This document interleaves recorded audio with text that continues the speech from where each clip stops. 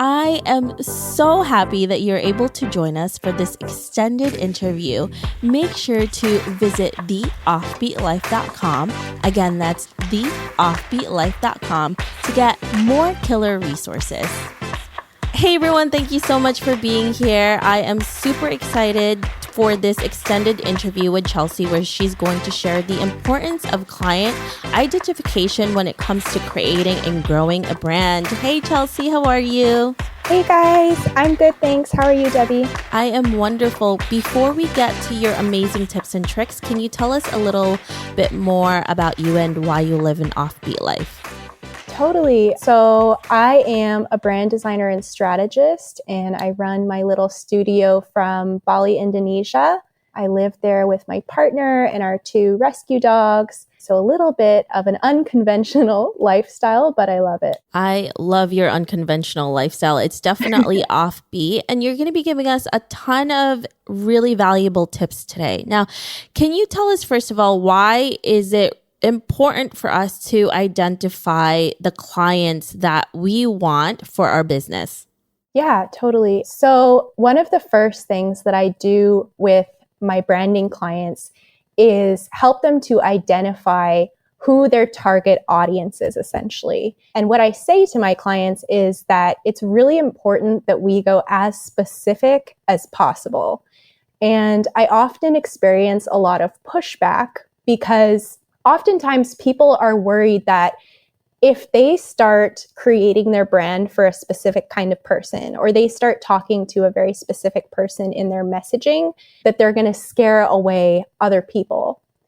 When actually the effect of being super, super specific with who we're targeting is that when that type of person comes across our content or our brand, they're actually going to feel like, oh my goodness, this was made for me, specifically me, like I have to have this product or service, whatever it is. So that's why being really specific when we're targeting is really important. So what is the first step to identifying your ideal client? So it's really up to my client themselves. Like, I'm not going to tell them who they should be targeting, because at the end of the day, it should be whoever resonates with them the most. Like, who do they want to be speaking to in their messaging? What feels comfortable? So when we have sort of a general idea of that person, what I'm going to do is get into their demographics and sort of map it out on paper with my client. Who is this person? You know, what do they do for a job? Are they married? Do they have pets? How much money do they make? What do they do for fun? And, you know, why would they like our product or service? Yeah. And it's definitely depending on each of the brands and the businesses as well. What about when you actually start identifying them? I mean, how do you even know how to do it, right? Because if you're brand new, I mean, you do have an idea of what type of products you want to produce, but how do you know that these are actually what the people want? Yeah, so there's a couple different ways. A really helpful one for my clients who have already been in business is reflecting on their past clients and, you know, what they really liked, what they didn't like, who was their best client in the past, and sort of helping that to guide our profiling of who we want to target in the future. Another thing that we can do is think about how our ideal client might relate to our past self. Because often who we're targeting is somebody who has a problem that we had, you know, a couple of years ago. So sort of pulling out, you know, what did we need in that moment? What insecurities did we have that we can sort of, you know, use in our messaging to tell them, like, I see you, and, you know, maybe even I've been you, so that they can relate to us on a deeper level and then eventually purchase from us. So once you actually have some audience, how do you continuously figure out what it is that they want from you, whether it's content that's free or content that is going to be paid? Right. So for me, I'm often just paying attention to the inquiries that I'm getting or the direct messages that I'm getting, like questions that people are asking me either about my services on the client end of it, Or on the other end of it, the designers who want to hear about my journey. So, and then crafting my product suite and even my free content around the questions that people already have. You can also do market research, so inviting people to take a survey or a phone call with you in exchange for a gift card, or you can even just do this in your Instagram stories where you can put up a poll or, the multiple choice questions to get a feel for the people that are already, following you or invested in you, what do they want from you? How do you decide what type of questions you actually ask during this market research? So I would sort of shape it around if you have two avenues that you're thinking of taking, pose to the audience instead of just yourself, what would you guys rather from these two options? That's very interesting. And there's so many different ways for you to be able to do that, whether social media. Have you ever done it with Facebook groups or, when you're in those different channels, especially when it's a specific niched group? Yeah, Facebook groups are super, super powerful for, first of all, finding clients. And second of all, you can totally utilize them for market research, especially if you don't have a following yet. So if you're just starting out in business and you have an idea of who your ideal client or purchaser is in your mind, you can go to the Facebook groups where you already know they are because they're there because of that specific interest or whatever. And you can either interact with them, or that's a place that you can invite them to get on a market research call with you.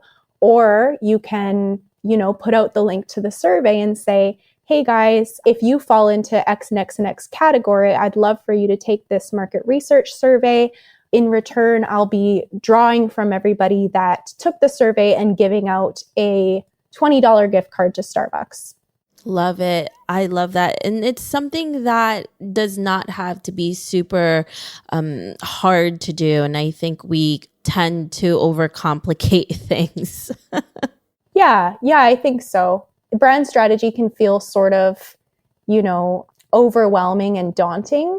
But I think, it's just best to not overcomplicate it in your head. And of course, I would recommend, if you can, to work through this with a professional who can sort of guide you so that you can make sure that you are nailing your messaging and speaking directly to that person. And I don't just mean that within your written content. I mean that also within the visual brand that, I create with my clients, or somebody, if you're DIYing your brand, making sure that it would be appealing to your target market.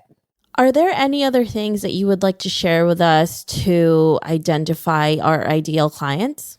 Yeah. So I already talked about figuring out their demographics and sort of painting a picture of that person so that whenever you're writing your content, you can imagine that person in your head and just be writing it for them. That actually makes it a lot easier. Another thing that's a little bit of a deeper layer of brand strategy is thinking about this person and what's their problem? What are they struggling with deeply? What are they insecure about? And how can we speak to that and resonate with them on a deeper level?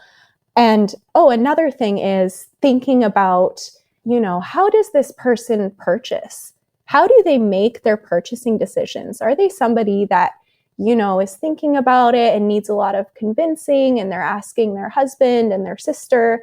Or are they more of a, I'm going to purchase on a whim?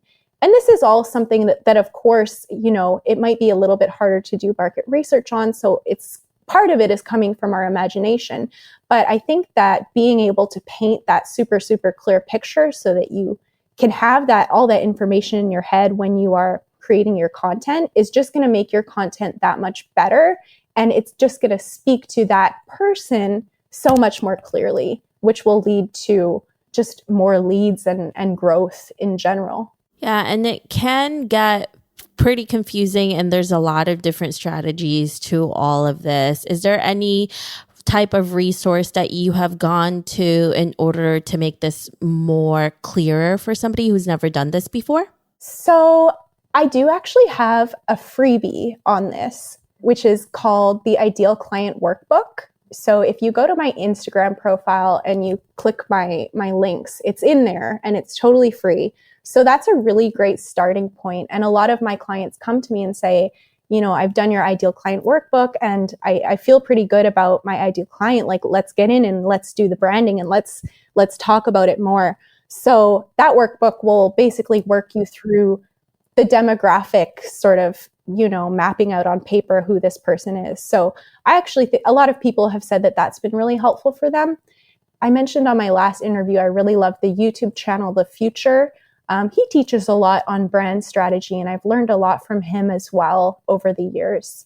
Perfect. Well, thank you so much, Chelsea, for giving us all of these incredible tips. If our listeners want to know more about you, where can they find you?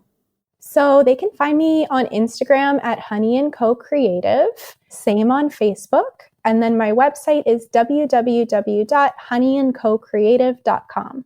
Perfect. Thank you so much, Chelsea. We really appreciate all of the tips that you gave us. Thanks for having me. I hope you enjoyed this extended interview with Chelsea.